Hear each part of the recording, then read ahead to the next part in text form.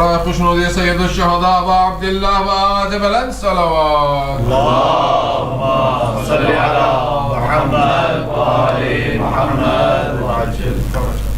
أعوذ بالله من الشيطان الرجيم. بسم الله الرحمن الرحيم. الحمد لله رب العالمين، والصلاة والسلام على أشرف الخلائق أجمعين، سيدنا وسيد الأولين والآخرين، حبيبنا وحبيب إله العالمين، إمام المرسلين وخاتم النبيين، أبي القاسم المصطفى محمد. اللهم صل على محمد وآل محمد وعلى أهل بيته الطيبين الطاهرين الهداة المهديين المعصومين المظلومين، واللعنة الدائمة على أعداء الحق والدين. أما بعد، فقد قال الله تعالى عز اسمه في محكم كتابه ومتقن خطابه. بسم الله الرحمن الرحيم. قل لله المشرق والمغرب، يهدي من يشاء إلى صراط مستقيم. صدق الله العلي العظيم. اللهم صل على محمد وآل محمد وعجل. ایک اور ذرا بلندر صلوات. اللهم صل على محمد وآل محمد وعجل. قرآن حکیم کے سورہ مبارک بقرہ کی 142ویں آیت کا ایک فقرہ، آخری حصہ ہمارا سرنامہ قرآنی ہے، جس میں ایک لفظ یشاء بطور خاص کلیدی کلمے کے طور پر ہم نے رہنما قرار دیا ہے، اور اس یشاء سے جو لغوی اعتبار سے، صرفی اعتبار سے مصدر ہے مشیت، المشیعہ، وہ جزو عنوان گفتگو ہے، مشیت اور حسین۔ سب سے پہلے تو ایک وجدانی اور ذوقی کیفیت کی طرف اشارہ کر دوں کہ کبھی کبھی کسی موضوع گفتگو میں، عنوان میں، ٹاپک میں جو الفاظ آتے ہیں، ان الفاظ میں آپس میں ربط و تعلق معنوی کیا ہوتا ہے، اس کے بارے میں دل اور دماغ میں ایک الجھن سی ہوتی ہے۔ لیکن جب ہم مشیت اور حسین کہتے ہیں تو معلوم ہوتا ہے کہ ایک ایسا عنوان سامنے ہے جس میں کسی قسم کا استجاب نہیں پایا جاتا، ایسا تعلق ہے مشیت میں اور حسین میں۔ ہاں، یہ ضرور ہے کہ یہ ذوق پوری انسانی آبادی کی نسبت سے اگر غور کریں تو بہت تھوڑے سے لوگوں میں ہے۔ یہ ذوق ان لوگوں میں ہے جن میں سب سے پہلے تو حق سبحانہ و تعالی پر ایک یقین پایا جاتا ہے، جہاں خالق کا تصور ہے، معبود کا تصور ہے، اور ایسے خالق اور ایسے معبود کا تصور ہے کہ جو خالق مختار ہے اور فیاض ہے۔ سبحان اللہ، سبحان اللہ۔ خالق ہونے کی حیثیت سے مختار ہے اور معبود ہونے کی حیثیت سے فیاض اور فیض رساں ہے۔ سبحان اللہ، سبحان اللہ۔ اور یا تو اختیار و فیاضی رب کی بس انتہا یہی ہے کیسا قادر مطلق اور کیسا فیاض علی الاطلاق ہے وہ، کہ جس نے کسی بھی صاحب ادراک و احساس سے جبراً سجدہ نہیں کرایا۔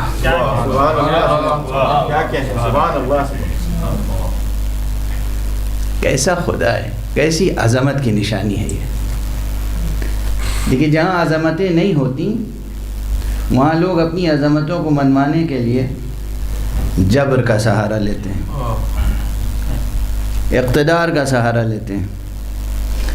لیکن جہاں اقتدار نامتناہی ہو،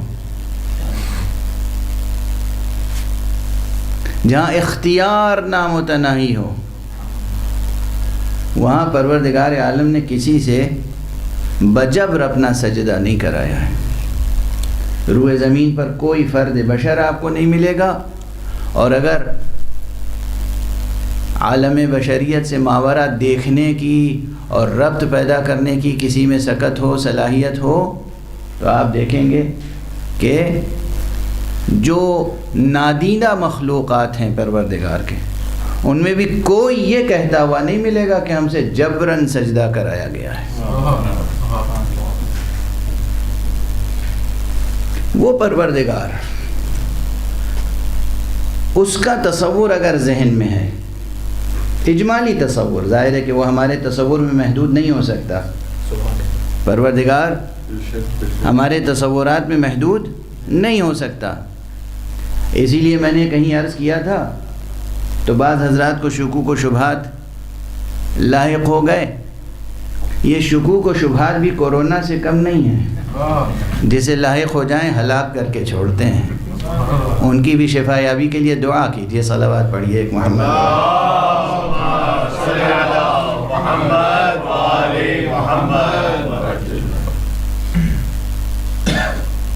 بہت سادہ سا مسئلہ تھا، میں دوبارہ اسے وضاحت سے عرض کر رہا ہوں، اور افسوس تب ہوتا ہے کہ جب ایسے لوگوں کی طرف سے اعتراض آئے جو خود کو پابند دین بھی یا ذمہ دار دین بھی کہتے ہوں، خود ادعا رکھتے ہوں کہ وہ ذمہ دار دین ہیں۔ تصور پہ بات آ گئی کہ جو میں نے کہا کہ خالق کا تصور کے یہ معنی نہیں ہے کہ واقعاً کوئی تصور ہوگا آپ کے ذہن میں، خالق کا یقین، خالق کے ہونے کا یقین، ایک ایسے خالق کے ہونے کا یقین جو خالق قادر مطلق ہے، اس کا اختیار نامتناہی، اس کی قدرت نامتناہی، اس کا فیض نامتناہی، اس کی عطا نامتناہی۔ تو یہ اگر یقین ہے، اب اسی یقین کے تعلق سے لوگ کہتے تھے خدا کا تصور بھی رکھتے ہو کہ نہیں بھائی؟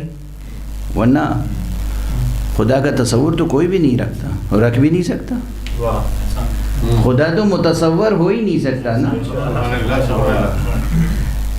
دیکھیے صاد واو رے کا جو یہ مادہ ہے، اسی سے صورت ہے، اسی سے تصویر ہے۔ نہ خدا صورت رکھتا ہے، نہ اس کی تصویر بن سکتی ہے، نہ وہ تصور میں آ سکتا ہے۔ خدا کوئی ہماری جیسی صورت تو نہیں رکھتا، وہ مکتب الگ ہے۔ جو قائل ہیں کہ اللہ ہمارا ہی جیسا ہے، نعوذ باللہ، جسم رکھتا ہے، سر و سینہ رکھتا ہے، ساق و قدم رکھتا ہے، ان سے ابھی گفتگو نہیں ہے۔ گفتگو ان سے ہے جو ایک ایسے خالق کو پر یقین رکھتے ہیں جس خالق سے محمد مصطفیٰ صلی اللہ علیہ وآلہ وسلم نے متعارف کرایا، جس خالق کا تعارف ہم سے انبیاء نے کرایا ہے، پیغمبر خاتم نے کرایا ہے، اور امیر المؤمنین علی ابن ابی طالب علیہ السلام نے کرایا۔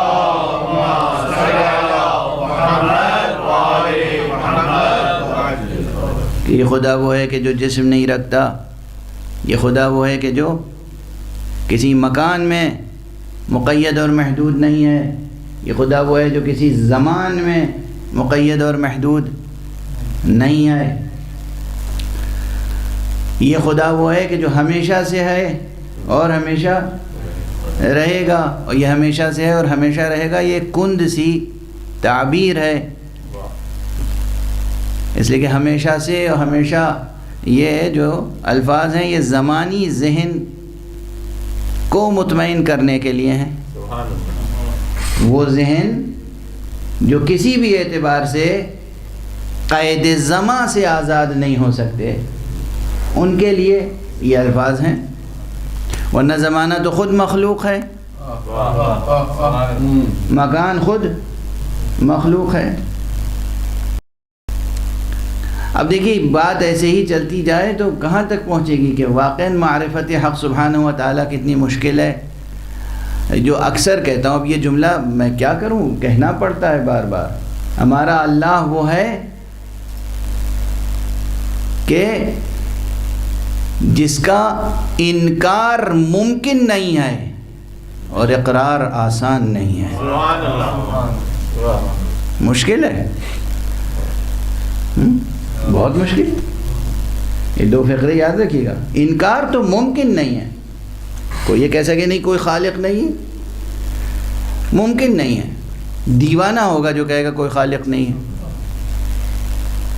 انکار ممکن نہیں ہے، اقرار مشکل ہے، اس لیے کہ کیسے کس چیز کا اقرار کیا جائے، بس یہ کہہ سکتے ہیں ہے۔ ساری بحثیں پھر صفات میں آ جاتی ہیں، ساری بحثیں صفات میں آ سکتی ہیں، یہاں تک کہ یعنی نہ اس کی ذات ہماری محدود عقلوں میں آ سکتی ہے، نہ اس کے اسماء ہماری محدود عقلوں میں آ سکتے ہیں، نہ اس کی صفتیں ہماری محدود عقلوں میں آ سکتی ہیں، نہ اس کے افعال ہماری محدود عقلوں میں آ سکتے ہیں۔ یہ ہے دشواریاں، اور یہی دشواریاں ہیں کہ جب حیرت انگیز اللہ کے آنے والے اولیاء اور ائمہ اور انبیاء کے حیرت انگیز افعال دیکھتے ہیں صاحبان ایمان، تو انہیں مظہر خدا کہنا شروع کر دیں۔ اور اس وقت آپ کسی کا گریبان پکڑ لیجئے اور کفر کے فتوے دیجئے تو بڑی مشکل ہے۔ جو ان کو مظہر خدا کہتا ہے وہ کبھی مشرک اور کافر ہو نہیں سکتا، ممکن نہیں۔ یہ کند اور کند سی تعبیریں ہیں۔ بہرحال جیسے میں عرض کر رہا تھا کہ زمان تو اس کی مخلوق ہے، مکان مخلوق ہے۔ خود قرآن مجید میں کہا ہے اللہ سبحانہ و تعالیٰ نے کہ حیات بھی اس کی مخلوق ہے اور موت بھی اس کی مخلوق ہے۔ تو یہ حیات جو ہمیں آپ کو حاصل ہے، الذی خلق الموت والحیات، تو وہ خالق موت بھی ہے، خالق حیات بھی ہے، تو موت بھی مخلوق ہے، حیات بھی مخلوق ہے، تو وہ کون سی حیات سے حی کہلاتا ہے؟ خوف ہمارے یہاں اللہ حی ہے یا نہیں؟ اللہ حیات رکھتا ہے یا نہیں؟ وہ حی ہے، حیات رکھتا ہے۔ یہ حیات مخلوق ہے یا خالق، یا جزو ذات یا زائد بر ذات؟ تو وہ حیات جو صفت ذات حق سبحانہ و تعالی ہے، اس کا بھی ہماری کوتا عقلیں تصور نہیں کر سکتی۔ وہ قدرت جو حق سبحانہ و تعالی رکھتا ہے، ہماری ناقص عقلیں اس کا ادراک نہیں کر سکتی۔ بس یہی ہے کہ اس کا انکار نہیں کر سکتے، اعتراف مشکل ہے، یعنی تشبیہ بھی نہیں دے سکتے اور یہ بھی نہیں کہہ سکتے کہ ہم نہیں مان سکتے۔ نہ تعطیل ہے نہ تشبیہ، نہ عقل کو بالکل معطل کر سکتے ہیں اور نہ اپنی ناقص عقل کا سہارا لے کر اس کو کہیں تشبیہ دے سکتے ہیں۔ ہم یہ نہیں کہہ سکتے کہ اللہ جو ہے محمد مصطفیٰ جیسا ہے، نعوذ باللہ، کفر ہوگا، شرک ہوگا، نہیں کہہ سکتے۔ محمد مصطفیٰ صلی اللہ علیہ وآلہ وسلم مخلوق مخلوق ہیں۔ ہم یہ نہیں کہہ سکتے اللہ اور اس کے صفات امیر المومنین علی ابن ابی طالب علیہ السلام کی صفات کی طرح ہیں، نہیں کہہ سکتے، شرک ہے۔ ہم نہیں کہہ سکتے، شرک ہے اگر ہم کہیں۔ وہ اگر ان کو کہہ دے کہ ان کا چہرہ ہمارا چہرہ ہے اور ان کی آنکھیں ہماری آنکھیں ہیں اور ان کا ہاتھ ہمارا ہاتھ ہے، یہ اس کو اختیار ہے، یہ اس کی عنایت ہے، اس کی طرف سے فضیلت ہے، اس کی طرف سے منقبت ہے، اور پھر اس منقبت کا انکار پھر کفر ہو جائے گا۔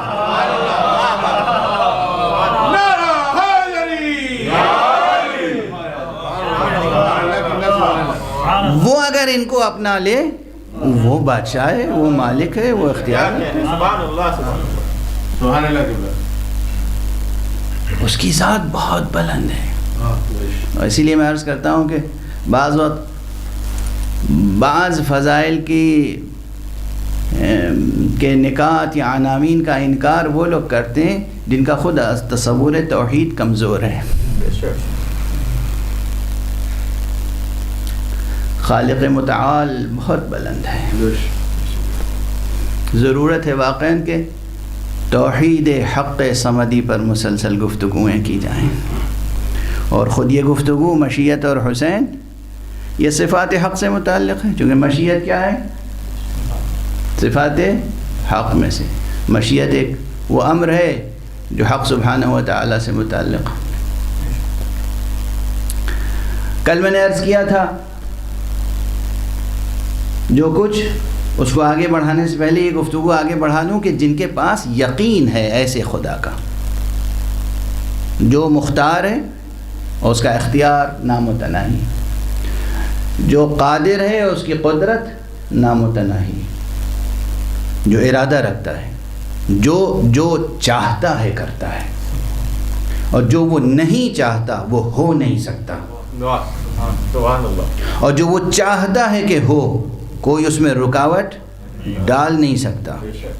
اگر ذہن میں یہ تصور ہے تو انہی ذہنوں میں لفظ مشیت آتا ہے۔ یہ لفظ مشیت کی معنویت کو کوئی اور درک نہیں کر سکتا۔ لفظ مشیت کی معنویت کو وہی ذہن درک کر سکتا ہے کہ جو ایسے خدا کا قائل ہے کہ جو چاہتا ہے کرتا ہے، جو وہ چاہے کہ ہو اس میں کوئی رکاوٹ نہیں ڈال سکتا، جو وہ چاہے کہ نہ ہو اسے کوئی کر نہیں سکتا۔ ایسے خالق کا جہاں تصور ہوگا وہاں بغیر کسی قیل و قال کے ذہن میں لفظ مشیت کی معنویت روشن ہوگی۔ اور یہ ایک عجیب بات ہے کہ جہاں لفظ مشیت کی معنویت روشن ہوگی ان ذہنوں میں جیسے ہی آپ نام گرامی حسین لیں گے وہ جیسے وجداناً تصدیق کریں گے کہ حسین کا ایک رشتہ ہے مشیت الہیہ سے۔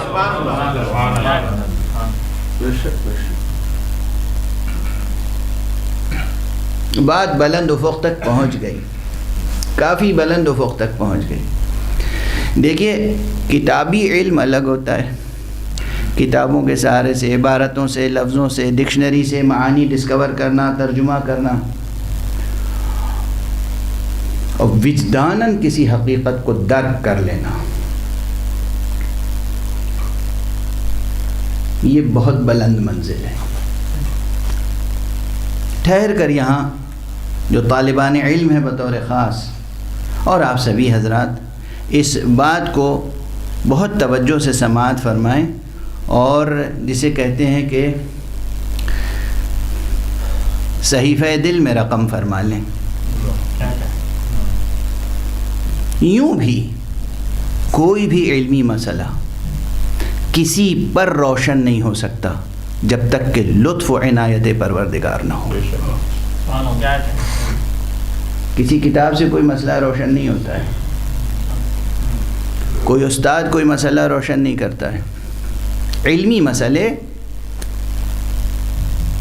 بالکل ایسے ہی ہے کہ جیسے دل میں اور دماغ میں کسی وقت اچانک ایک روشنی پیدا ہو جائے، اس طرح سے علمی مسئلے منکشف ہوتے ہیں۔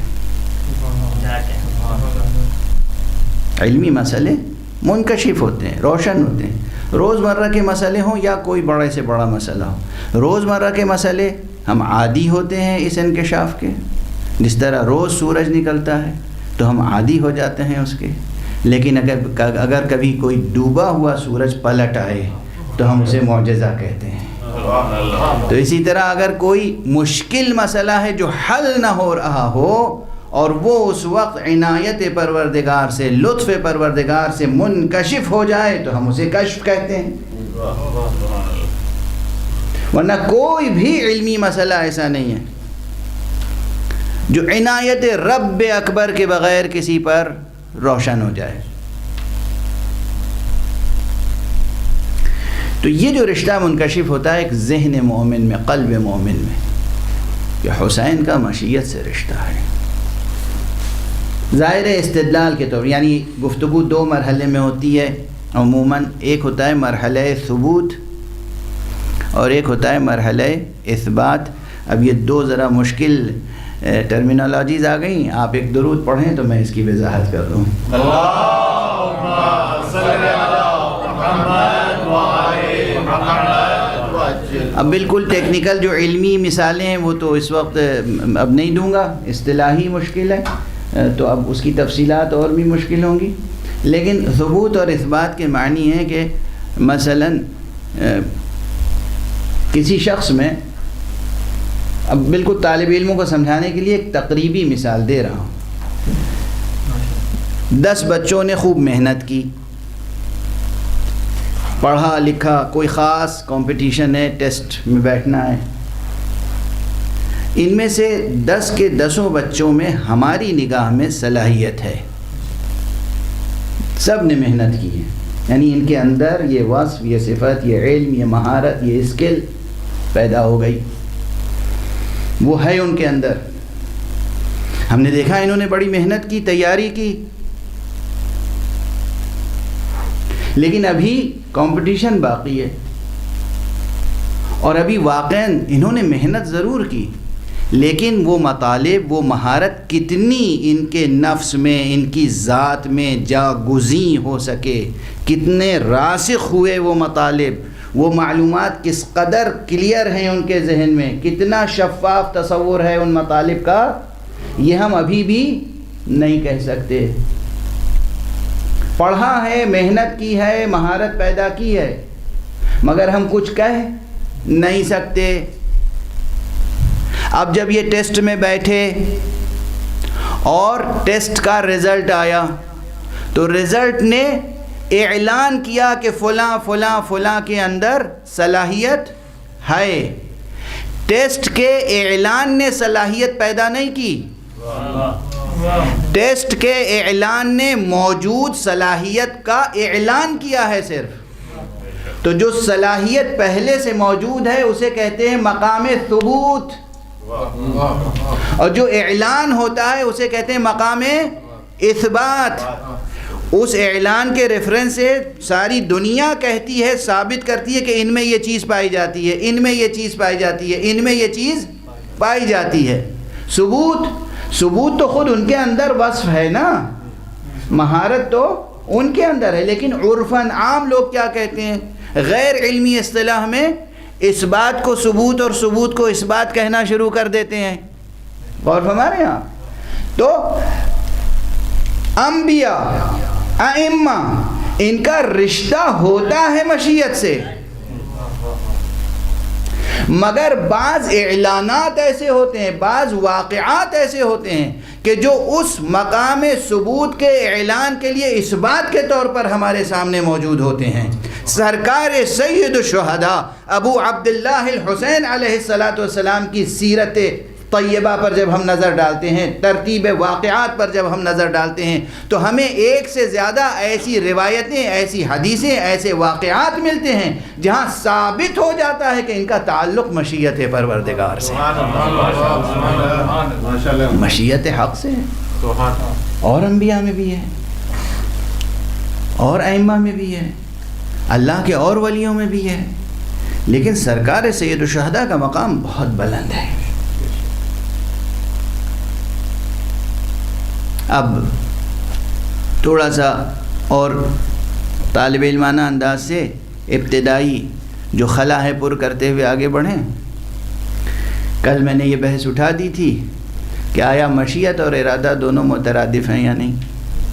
یعنی اگر ہم مشیت کا ترجمہ کریں تو ارادہ کریں گے یا کچھ اور بھی کر سکتے ہیں. تو اب یہ کبھی مجبوری ہوتی ہے کہ لفظ محدود ہوتے ہیں، الفاظ کی تعداد محدود ہے، معانی نامحدود ہیں. یوں بھی مثلا میں محسوس مثال دوں جو سب کو یاد رہ جائے. چھوٹے بڑے بچے بوڑھے جوان اور مرد عورتیں جو بہت علم کلام اور حکمت اور فلسفے سے الجھنے لگتے ہیں، لوگ روزمرہ کی گھریلو مثالیں دے دوں. بچے پیدا ہوتے ہیں اور بچوں کی تعداد زیادہ ہے یا ناموں کی؟ اگر الفاظ کی تعداد زیادہ ہوتی تو ایک نام کے کبھی ایک سے زیادہ فرد موجود نہ رکھتے. اچھے اچھے نام، اچھے اچھے الفاظ مٹھی بھر ہیں، تھوڑے سے ہیں.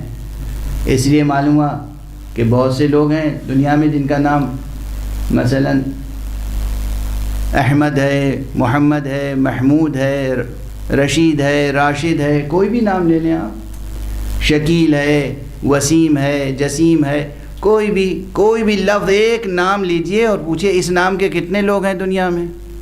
بہت لوگ ہیں. اس نام کے بہت لوگ ہیں. کیوں؟ لوگوں کی تعداد زیادہ ہے، الفاظ اور ناموں کی تعداد کم ہے. محسوس مثال ہے نا. خود اپنے چھوٹے سے معاشرے میں دیکھیے، مہدی نام کے کتنے لوگ ہیں، حسین نام کے کتنے لوگ ہیں، حیدر نام کے کتنے لوگ ہیں. نام زیادہ ہیں اور کبھی کبھی یونیک نیمز تلاش کرنے میں محنت کرنی پڑتی ہے. وہ ایسا نام ہو جو کسی نے نہ رکھا ہو، اور ملتے ہی نہیں الفاظ. الفاظ محدود ہیں، اسماء محدود ہیں، اور افراد زیادہ ہیں ان سے نسبتاً. اسی طرح الفاظ محدود ہیں، معانی زیادہ ہیں. اور جب الفاظ محدود ہیں، معانی زیادہ ہیں، تو ایک ہی لفظ ایک سے زیادہ معانی کے لیے استعمال کرنا پڑتا ہے. یہ ہے مجبوری. تو ایک مقام پر مشیت کے معنی میں نے کل عرض کیے کہ اگر خوب غور و خوض کیجیے گا اور تمام علماء کی کتابیں نچوڑیے گا، وہ عبارت جوں کہ توں ملے گی نہیں جو میں نے گزارش کی ہے. لیکن یہ آپ کو تسلیم کرنا پڑے گا کہ مشیت کے معانی متعدد ہیں، ایک سے زیادہ معنی ہیں. ارادے کے معانی متعدد ہیں. خود قرآن مجید میں بہت بڑے عربی زبان کے لغت نگار ہیں، علامہ فیروز آبادی، جن کی کتاب القاموس بھی مشہور ہے، اور جنہوں نے قرآن مجید سے متعلق بصائر نام کی ایک عظیم الشان کتاب لکھی علوم القرآن میں.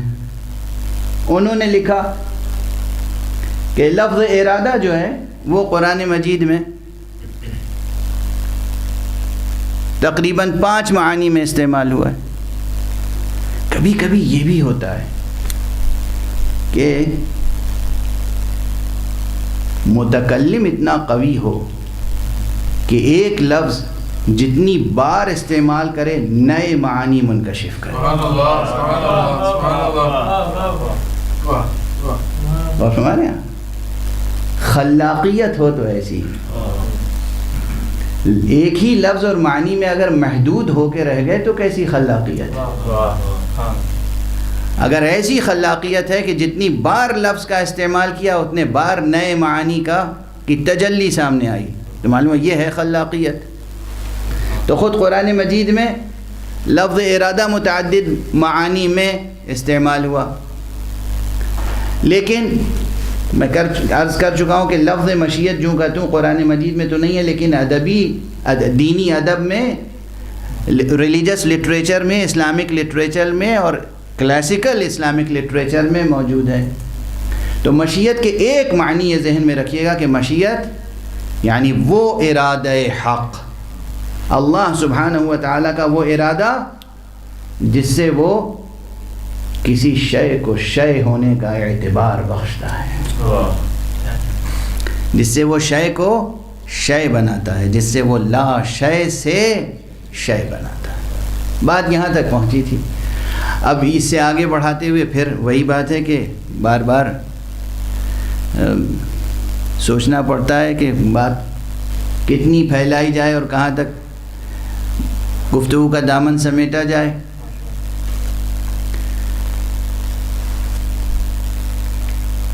علماء و متکلمین کے درمیان یہ بحث ہے، فلاسفہ، حکماء اور علماء دین کے درمیان ایک یہ بحث ہے، دو گروہوں میں بٹے ہوئے ہیں۔ کچھ کہتے ہیں کہ حق سبحانہ و تعالیٰ نے لا شے سے شے کو پیدا کیا، اور کچھ کہتے ہیں کہ نہیں، حق سبحانہ و تعالیٰ نے لا شے سے شے کو پیدا نہیں کیا۔ اب یہ بحث ہے اور اس میں ایک دوسرے کی تکفیر بھی کرتے ہیں، یہ ان کو کافر کہتے ہیں، وہ ان کو کافر کہتے ہیں۔ میں عرض کرتا ہوں کہ جو شخص ارادتاً اپنے پورے ارادے سے، پورے شعور کے ساتھ، پورے اختیار کے ساتھ اعلان کرے کہ میں لا الہ الا اللہ محمد رسول اللہ کہتا ہوں اور دل و جان سے قبول کرتا ہوں، اس کی تعریفات میں پھر کتنے ہی اختلافات ہو جائیں، آپ اسے دائرہ اسلام سے نکال نہیں سکتے۔ آپ لوگوں کو دائرہ اسلام میں داخل کرنے کے لیے آئے ہیں، نہ کہ خارج کرنے کے لیے۔ ہاں، وہ بدنصیب الگ ہوگا جو خود اعلان کفر کرے، لیکن جہاں صفات کی بحث ہو، معانی کی بحث ہو، دقیقہ سنجیاں ہوں، وہاں جلدی سے فتویٰ نہیں دے دینا چاہیے۔ تو یہ ہے مشکل۔ اب ظاہر ہے اگر کوئی شخص قائل ہے کہ لا شے سے شے خلق فرماتا ہے پروردگار، تو اس کے معنی یہ ہے کہ وہ اس بات کا قائل ہے کہ پروردگار کی قدرت نامتناہی ہے۔ اور اگر کوئی شخص کہتا ہے کہ نہیں، وہ شے ہی سے شے کو بناتا ہے، تو اس نے گویا قدرت کو متناہی اور محدود کر دیا۔ اب یہ اعتبارات ہیں۔ یا مثلا ایک اور قول ہے، کہہ کے تیزی سے آگے بڑھ جاؤں، حضرت ابو حامد غزالی نے یہ قول غالباً سب سے پہلے کہا ہے، اور اس کے بعد لوگ دہراتے گئے کہ یہ کائنات جیسی کہ ہے، اس سے بہتر ممکن نہیں تھی۔ اگر ممکن ہوتی تو پروردگار یقیناً اس بہتر شے کو خلق فرماتا، اس سے بہتر ممکن نہیں تھی۔ اس پر ایک بحث ہے، ایک قیامت برپا ہے، لیس فی الامکان احسن مما کان، اس پر ایک بحث ہے، چل رہی ہے۔ یہ سب بحثیں ارادہ و اختیار حق سے متعلق ہیں اور قدرت حق سبحانہ و تعالی سے متعلق ہیں۔ مشیت ایک وہ ہے کہ جو حق سے متعلق ہے، لیکن پھر اسی لفظ مشیت کو ارادے کے معنی میں بھی استعمال کر لیتے ہیں اور ارادے کو مشیت کے معنی میں بھی استعمال کر لیتے ہیں۔ خاص طور سے خاص لفظ مشیت سے ہٹ کر جب صرف فعل کی منزل آتی ہے، شاء یشاء، تو اس میں خود اللہ سبحانہ و تعالی نے مخلوقات کے لیے بھی یہ لفظیں استعمال کی ہیں۔ اور وہ آیتیں کسے یاد نہیں ہوں گی جہاں فرمایا گیا ہے وَمَا تَشَاءُونَ إِلَّا أَن يَشَاءَ اللَّهُ، اور تم تو کچھ چاہتے ہی نہیں ہو مگر وہ جو خدا چاہتا ہے۔ کب یہ الفاظ قرآن مجید کے ہیں؟ یہاں پر خود مفسرین میں خود یہ کتنے صاف الفاظ ہیں، وَمَا تَشَاءُونَ، تم کچھ نہیں چاہتے ہو، إِلَّا أَن يَشَاءَ اللَّهُ، مگر وہی چاہتے ہو جو خدا چاہتا ہے۔ تو یعنی ڈکشنری میننگ کے اعتبار سے الفاظ بہت سادہ ہیں اور گرامیٹیکل کمپوزیشن کے اعتبار سے ترکیب جملے کی بہت صاف ہے، ترجمہ کرنا، ٹرانسلیشن کرنا کوئی دشوار نہیں ہے۔ پھر بھی انہی آیتوں کے ذیل میں ایسی قیامت کی بحثیں ہیں کہ نہ پوچھیے۔ انہی آیتوں کو سامنے رکھ کر ایک جبر کا قائل ہو جاتا ہے اور ایک تفویض کا قائل ہو جاتا ہے۔ انہی آیتوں کے سامنے رکھ کر جبریہ و قدریہ و نہ جانے کتنے مکاتب وجود میں آ جاتے ہیں. کیوں؟ اس لیے کہ وہ کہتے ہیں کہ صاف صاف آیت کہتی ہے کہ تم وہ چاہتے ہی نہیں ہو مگر وہ چاہتے ہو جو خدا چاہتا ہے. تو ہم جو کچھ چاہتے ہیں ہم کچھ نہیں چاہتے، وہی چاہتے ہیں جو خدا چاہتا ہے. اور نعوذ باللہ، دیکھیے یہ بحث ٹھہر کے یہاں پر یاد دلا دوں کہ لوگ کچھ معترض ہوتے ہیں اور کچھ مستفسر، یعنی کچھ اعتراض کرتے ہیں، کچھ سوال کرتے ہیں کہ آپ ایسی بحثیں لے کر ممبر پہ کیوں آتے ہیں. یہ تو خالص علمی بحثیں ہیں. یہ خالص علمی بحثیں ہونے کے باوجود ہر فرد بشر کی زندگی سے جڑی ہوئی بحثیں ہیں.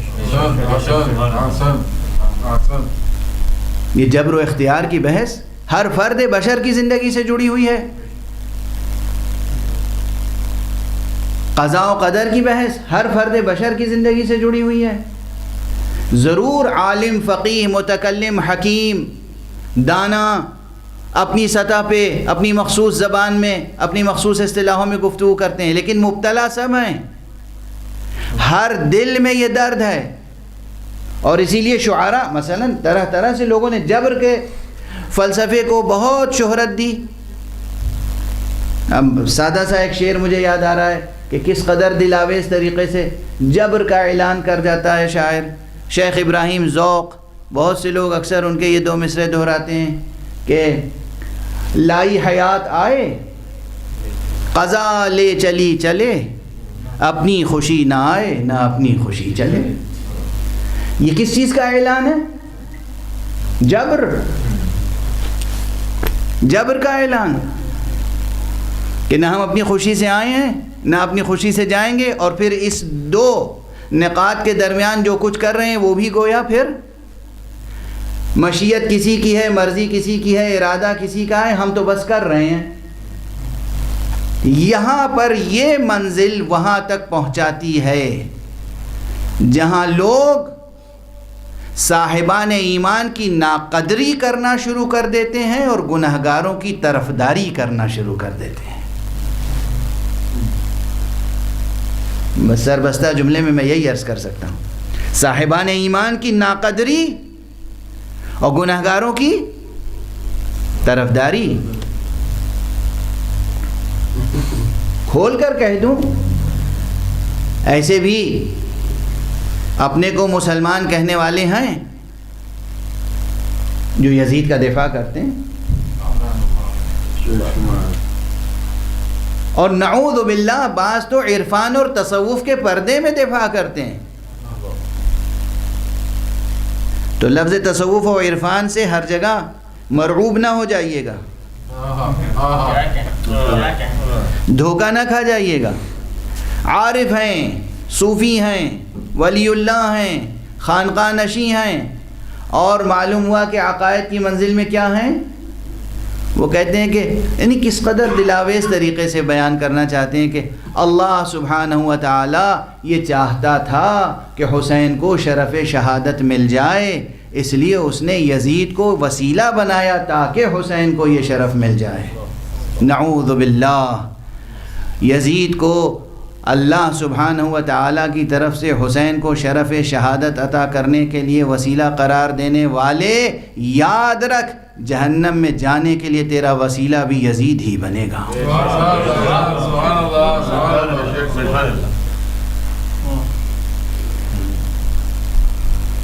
یہ ہے بہکا ہوا عرفان، بھٹکا ہوا تصوف. کوئی بھی بھٹک سکتا ہے، صوفی بھی، فقیہ بھی، متکلم بھی، حکیم بھی، فلسفی بھی، کوئی بھی بھٹک سکتا ہے. صراط مستقیم پر قدم ڈگمگائیں نہیں، اس کے لیے بڑے ریاض کی بھی ضرورت ہے، بڑی ادھر سے عنایت کی بھی ضرورت ہے. ایک صلوات پڑھ دیجئے محمد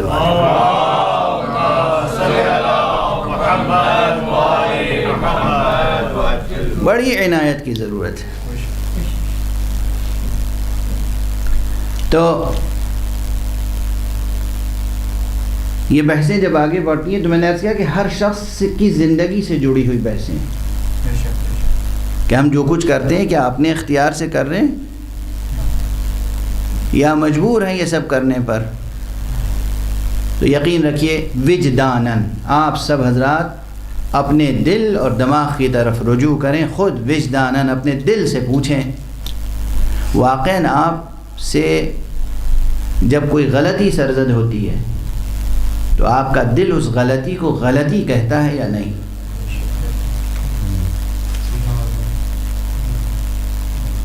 اور جب کوئی نیک عمل آپ انجام دیتے ہیں تو آپ کا دل اس پر مسرت محسوس کرتا ہے یا نہیں؟ اور اس نیکی کو نیکی کہتا ہے یا نہیں؟ اگر یہ دل، آپ کا دل تو جھوٹ نہیں بولتا نا آپ سے، آپ دوسروں سے جو کچھ بھی بولتے ہوں، سچ بولتے ہوں یا جھوٹ بولتے ہوں، آپ کا دل آپ سے جھوٹ نہیں بولتا. تو آپ کا دل، آپ کا ذہن، آپ کا ضمیر جب نیک و بد میں فیصلہ کرتا ہے، تفریق کرتا ہے، فرق کرتا ہے، برائی کو برائی کہتا ہے، اچھائی کو اچھائی کہتا ہے، نیکی کو نیکی کہتا ہے، بدی کو بدی کہتا ہے، حسن کو حسن کہتا ہے، قبح کو قبح کہتا ہے. حسن کو اختیار کرنے کے لیے اس میں جذبہ پایا جاتا ہے، قبح سے بچنے کے لیے اس میں ایک مدافعت پائی جاتی ہے. یہ آپ کے اندر موجود ہے. اور آپ اسی طرح جب دوسروں کے عمل کو دیکھتے ہیں، دوسروں کے اعمال کو دیکھتے ہیں، تو کسی سے اگر اچھائی صادر ہوتی ہے تو اس کی ستائش کرتے ہیں، تعریف کرتے ہیں، پسندیدگی کا اظہار کرتے ہیں. کسی سے برائی ظاہر ہوتی ہے تو آپ اس سے ناپسندیدگی کا اظہار کرتے ہیں. اگر آپ کی فطرت میں یہ چیز موجود ہے تو پھر آپ کس طریقے سے کہہ سکتے ہیں کہ ہم مجبور محض ہیں؟ کس طریقے سے کہہ سکتے ہیں؟ وجداناً خود اپنی ذات میں ڈوب کر یہ معنی کشف کریں کہ آپ کسی برائی سے بچ سکتے ہیں یا نہیں. کیا کہتا ہے آپ کا دل؟ گناہ کرنے کے بعد بھی دل ملامت کرتا ہے کہ میاں یہ نہ کرتے تو اچھا تھا. ہوتا ہے یا نہیں یہ تجربہ؟ اور محسوس کرتے ہیں یا نہیں کہ ہاں ہم نہ کرتے تو اچھا تھا؟ تو یہ طبیعت میں برائی سے رکنے کی استعداد اور صلاحیت بھی موجود ہے، ذات میں، فطرت میں، آپ کے اندر. اور اچھائی کو انجام دینے کی صلاحیت بھی موجود ہے. جب آپ کے اندر کسی چیز کو اختیار کرنے اور کسی چیز کو ترک کرنے کی صفت اور صلاحیت اور استعداد موجود ہے تو پھر آپ اپنے آپ کو مجبور محض کیسے کہہ سکتے ہیں؟ ممکن نہیں ہے کہ آپ اپنے کو مجبور محض کہیں، ممکن نہیں. جناب والا میں وقت تیزی سے گزرتا جا رہا ہے، مگر ایک بات کہنے کا جی جاتا ہے، آپ تو انسان ہیں، بشر ہیں، اشرف المخلوقات ہیں. میں تو کہتا ہوں چلیے جنگلوں میں چلیے یا گھروں میں جانوروں کو پال کے دیکھیے.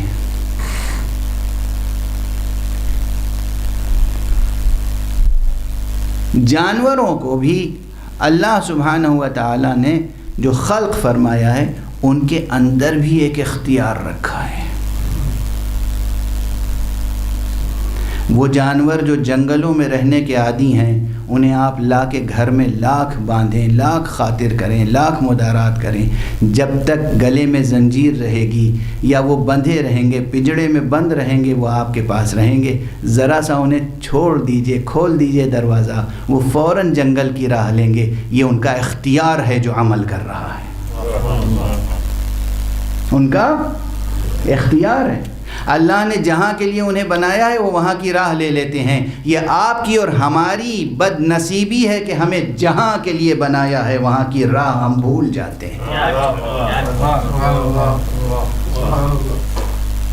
بس مثالیں دے کر ہی گفتگو کو اب آگے بڑھا رہا ہوں، اس لیے کہ خالص علمی اصطلاحوں میں تو پھر وقت صرف ہوگا. ہمیں جہاں کے لیے بنایا ہے ہم وہاں کی راہ بھول جاتے ہیں. کوتاہیاں ہوتی ہیں، غفلتیں ہوتی ہیں. یہ غفلتیں ہیں، کوتاہیاں ہیں، جبر نہیں ہے. حق سبحانہ و تعالیٰ نے انسان کو بہت بلند ترین منزلوں کے لیے پیدا کیا ہے. اس کی مشیت سے متعلق یہ بات ہے کہ انسان کمالات تک پہنچے اور انسان ایسی عبادت کرے کہ وہ بہشت کا مستحق بن جائے. یہ اس کی مشیت ہے. اس کی مشیت یہ نہیں ہے کہ انسان جہنم میں جائے. اسی لیے معصوم نے جو ارشاد فرمایا عام سطح ذہنی کو سامنے رکھ کر کہ حق سبحانہ و تعالیٰ کی ایک مشیت ہے، ایک ارادہ ہے، ایک مرضی ہے. کبھی کبھی وہ کسی چیز، کوئی چیز اس کی مشیت میں ہوتی ہے مگر وہ اس سے راضی نہیں ہوتا.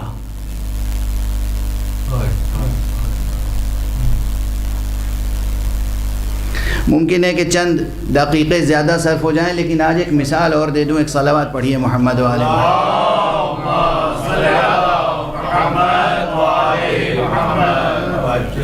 بھئی. یہ کیسے ممکن ہے کہ کوئی چیز مشیت میں ہو، علم میں ہو، اور پھر اس سے راضی بھی نہ ہو؟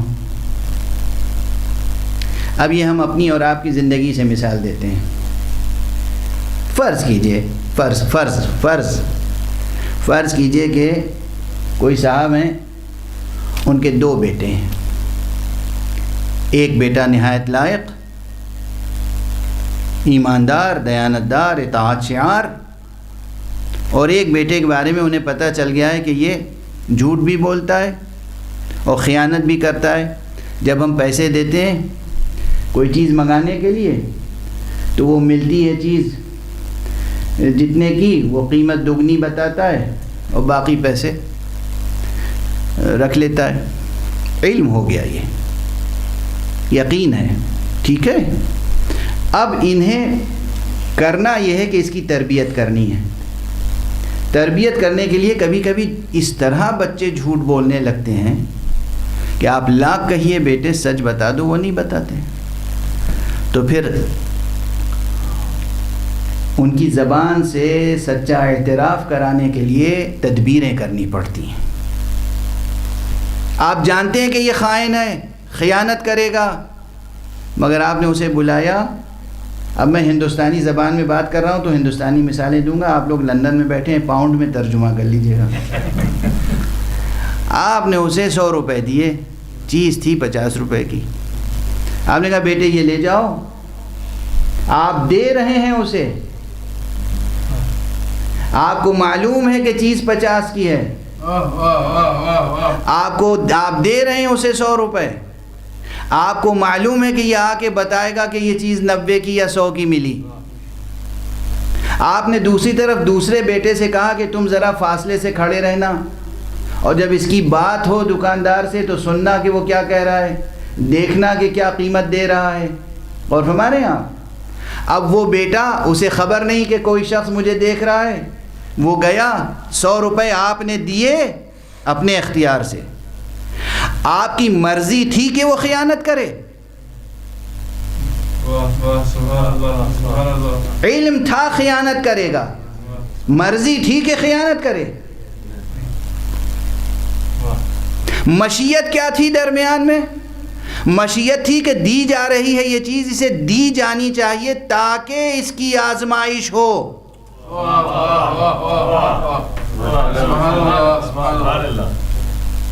خدا کا شکر ہے کہ ذہن ساتھ ساتھ چل رہے ہیں.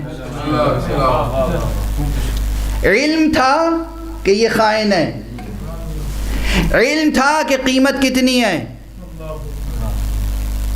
دیا قیمت سے زیادہ، علم رکھنے کے باوجود خیانت پر راضی نہیں تھا، معلوم تھا خیانت کرے گا،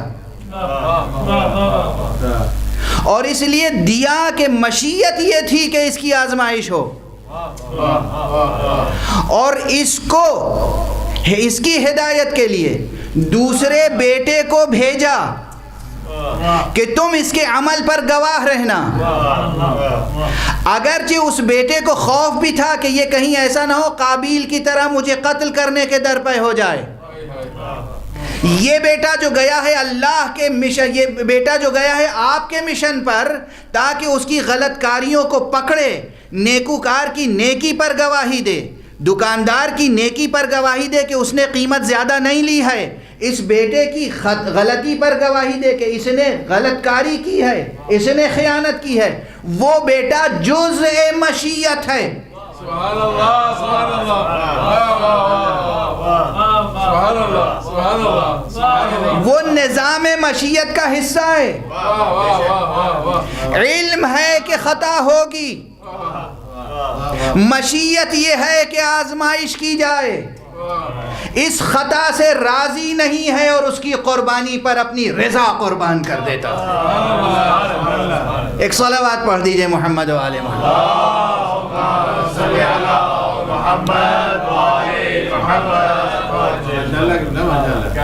واضح ہے مثال؟ بس دنیا میں اللہ کو معلوم تھا کہ فرعون ایسا کرے گا تو اقتدار کیوں بخشا، اور اللہ کو معلوم تھا کہ نمرود یہ کرے گا تو اقتدار کیوں دیا، اللہ کو معلوم تھا کہ یزید ایسا ہوگا تو ایسے اسباب ہی کیوں فراہم ہوئے کہ وہ تخت حکومت تک پہنچ گیا۔ یہ سب جبریہ اقوال ہیں، اور یہ سب ایسے جبریہ اقوال ہیں جو سیاست جبر نے کہلوائے ہیں۔ سیاست جبر، واہ واہ واہ۔ اللہ کو معلوم ہے کہ انسان خطا کار ہے، لیکن اللہ نے اپنے معصوم بندوں کو جزء مشیت بنا کے بھیجا ہے، امانت دار مشیت بنا کے بھیجا ہے۔ ہماری مشیت یہ ہے کہ ان کی آزمائش ہو، نیکوں کو کی آزمائش ہو، بدوں کی آزمائش ہو، نیکوں کو ان کا صلہ ملے، بدوں کو ان کی سزا ملے، اور جو اس سلسلے میں مصیبتیں برداشت کریں گے، جو اس سلسلے میں مشکلات برداشت کریں گے، قانون حق کو نافذ کرنے کے لیے، مصلحت پروردگار کی حفاظت کی خاطر، ان کا تعلق براہ راست مشیت رب سے ہوگا۔ بس اگر یہ بات سمجھ میں آ گئی تو تمام معصومین کی زندگیوں میں بہت سے واقعات کے اسرار کھل جائیں گے۔ معلوم تھا کہ یہ اس طرح سے ہونے والا ہے تو کس طرح سے عمل انجام دیا اور اقدام کیا، جو مسلسل آپ ماہ محرم میں سنتے ہیں، اور جب بھی تذکرہ امام حسین علیہ السلام کا ہوتا ہے تو آپ سنتے ہیں کہ جب مدینے سے چلے تو سرکار سید الشہداء کو روکنے والوں نے روکا۔ اب یہاں پر ایک وضاحت کرتا چلوں، تاریخی حیثیت سے وضاحت ہے، تعلق اس کا کلامی مباحث سے بھی ہے کہ روکنے والوں نے روکا، مگر کوئی ایک مثال سوائے مروان کے اور کوئی ایک مثال نہیں ملتی کہ کسی نے یہ جرأت کی ہو، جسارت کی ہو، یہ ہمت کی ہو کہ امام حسین سے کہتا کہ آپ یزید کی بیعت کیوں نہیں کر لیتے۔ کسی نے یزید کی بیعت کا مشورہ نہیں دیا ہے، کسی صحابی نے، کسی ہاشمی نے یا غیر ہاشمی نے مشورہ بیعت کا نہیں دیا ہے سوائے ایک مروان کے۔ اور جب مروان نے کہا کہ یا ابا عبداللہ، اے حسین، میں آپ کو ایک مشورہ دے رہا ہوں، قبول فرما لیجئے، اس میں آپ کی بھلائی ہے، آپ یزید کی بیعت کر لیجئے۔ تو امام حسین نے فرمایا انا للہ و انا الیہ راجعون وعلی الاسلام السلام اذا ابتلیت الامت براع مثل یزید۔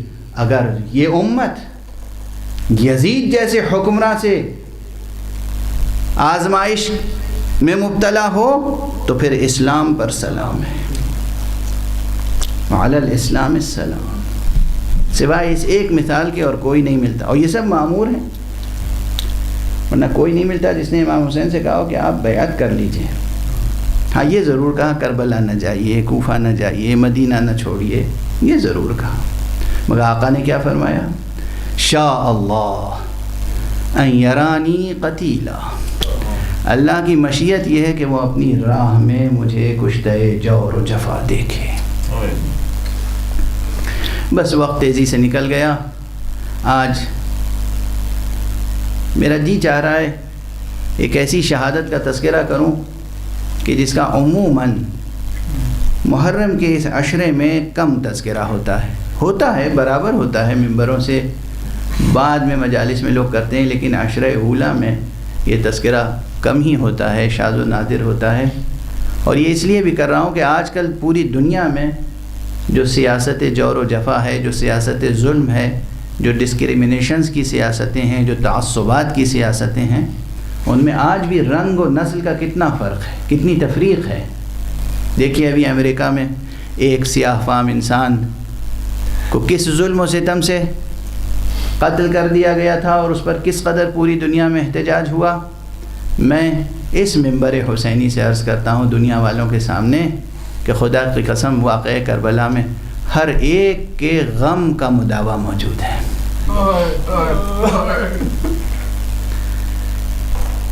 واقعہ کربلا ایک ایسا تاریخی اور عظیم معجزہ ہے کہ اس میں ہر ایک کے لیے اس کے غم کا مداوع موجود ہے۔ کربلا میں 1 سے زیادہ ایسے سیاہ فام افراد تھے جو حسین علیہ السلام پر قربان ہوئے، ان میں سے ایک وہ جوان مرد شخص ہے، جوان نہیں جوان مرد، جس کا نام جون ہے، سیاہ فام ہے، حبشی ہے۔ یہ حضرت ابوذر کے غلام ہوا کرتے تھے۔ حضرت ابوذر نے جناب امام حسین علیہ السلام کی غلامی میں دیا، جناب امام حسین نے حضرت امام زین العابدین علیہ السلام کی غلامی میں دیا، اور یہ اہل بیت کے ساتھ ساتھ رہے، غلام تھے۔ اور وہ بھی یہ یاد رکھیے گا کہ غلام نہیں کر کے نہیں رکھا تھا، غلام بنا کر نہیں رکھا تھا، امام حسین نے آزاد کر دیا تھا، لیکن ان کا آقا آپ نے آزاد کر دیا ہے مگر میں چھوڑوں گا نہیں آپ کا دروازہ، آپ کا دامن چھوڑوں گا نہیں، آپ کا در چھوڑوں گا نہیں، آپ کا گھر چھوڑوں گا نہیں، آپ کی خدمت سے جدا نہیں ہوں گا، میں آپ کی خدمت میں رہوں گا۔ آقا حسن کی خدمت کی، آقا حسین کی خدمت کی، آقا سید سجاد کی خدمت کی، اور کربلا تک آ گئے۔ روز عاشوراء جب بہت سے اصحاب شہید ہو گئے تو یہ سیاہ فام، یہ غلام ابن غلام، یہ آیا اور آقا کے سامنے کہا، ابا عبداللہ یا ابن رسول اللہ، اے رسول زادے، اے فرزند رسول، کیا اجازت ہے کہ میں بھی جا کر آپ کی طرف سے جہاد کروں اور جام شہادت میں مجھے بھی نصیب ہو جائے؟ امام حسین علیہ السلام نے ایک جملہ فرمایا ہے، تمام مورخین نے لکھا ہے یہ جملہ، یاد رکھیے، سنیے کیا فرمایا۔ کہا دیکھو تم تو ہمارے ساتھ اس لیے تھے تاکہ زندگی کی نعمتیں تمہیں میسر رہیں۔ دیکھیے بڑوں کے ساتھ غلام طبقہ کس لیے ہوتا ہے؟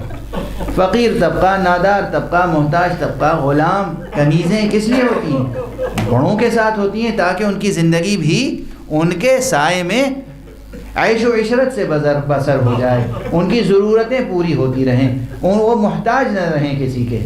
کہا تم تو اچھے وقتوں کے لیے آئے تھے، تم تو اس لیے آئے تھے، اب ہم یہ نہیں چاہتے کہ تم ذبح ہو جاؤ، تم قتل ہو جاؤ، تم آزاد ہو جاؤ، اور راستہ بھی بتایا کہ تم اس طرح بچ کے نکل جاؤ، تم محفوظ رہو گے، یہ ہماری جان کے دشمن ہیں، تم سے کوئی سروکار نہیں ہے انہیں۔ ایک مرتبہ اس غلام نے تڑپ کے کہا، آقا اچھے وقتوں میں تو ہم آپ کے ساتھ رہے، اور جب کوئی سخت وقت پڑے تو ہم چھوڑ کر چلے جائیں، یہ بے وفائی مجھ سے نہیں ہو سکتی، یہ بے وفائی مجھ سے نہیں ہو سکتی۔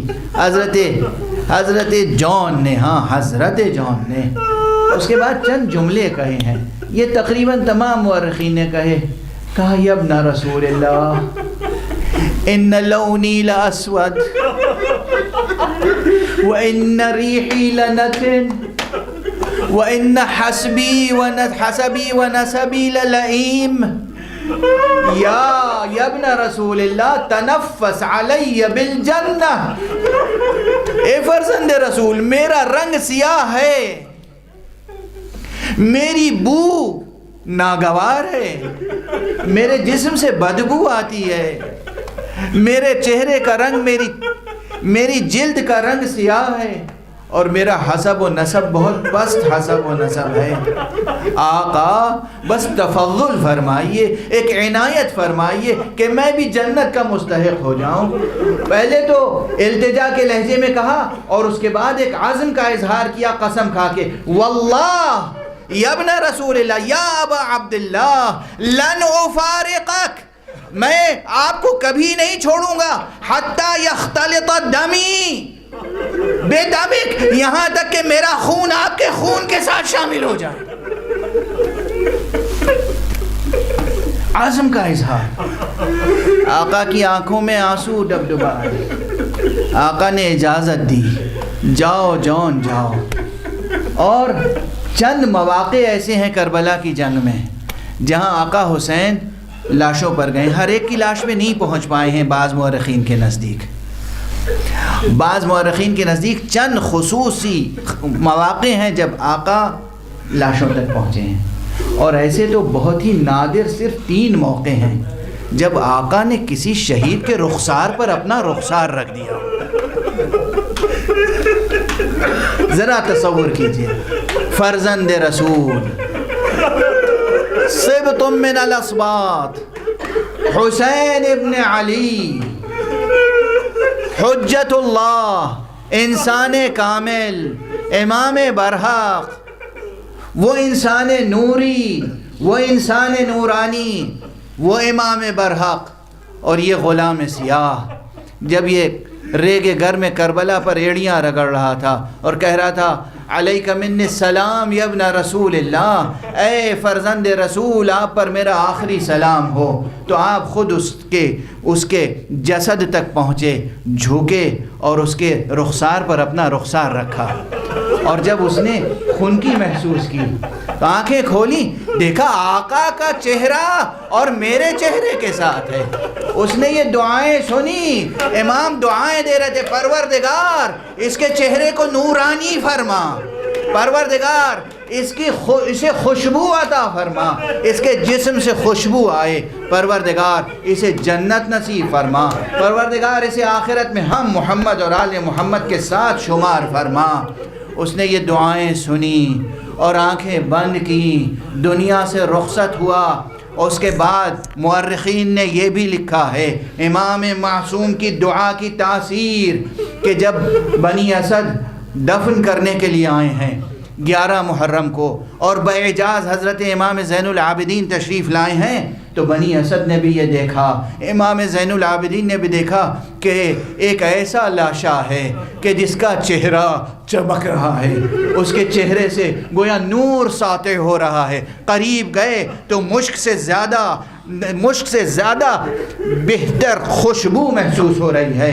امام نے فرمایا جانتے ہو یہ کون ہے؟ یہ جون غلام ابو ذر ہے، یہ غلام حبشی، یہ غلام سیاہ جسے آقا امام ابو عبداللہ الحسین نے دعائیں دی تھیں، جس کے رخسار پر فرزند رسول نے اپنا رخسار رکھا تھا۔ انا للہ و انا الیہ راجعون، رضا بقضائہ و تسلیما لامرہ۔ پروردگار ہمیں علوم قرآن اور معارف اہل بیت سے آشنا فرما۔ معبود پروردگار اس روئے زمین پر تمام انسانوں کے درمیان ہر طرح کی ناروا تفریق کو مٹا دے۔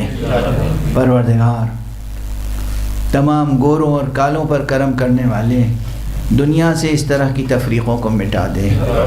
پروردگار دنیا سے ہر طرح کی برائی کو مٹا دے۔ پروردگار معبود ہر آئی ہوئی بلا اور مصیبت اور بیماری کو دور فرما۔ پروردگار کرے ارض کو ایسا پاک و پاکیزہ اور روشن فرما دے کہ تیرا ولی آخر اس پر اپنا قدم رکھ سکے۔ پروردگار ہماری عزاداریوں کو قبول فرما۔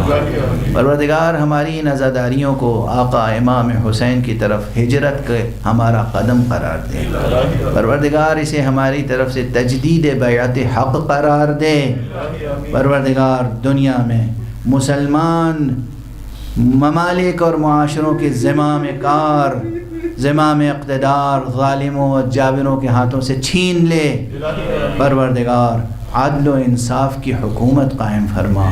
معبود وارث حسین فرزند زہرا کو اذن ظہور عطا فرما اور ان کے ہاتھوں سے اپنی رافت و رحمت و عدالت کا پرچم لہرا دے۔ ماتم حسین یا حسین یا حسین یا حسین یا حسین یا حسین یا حسین یا حسین یا حسین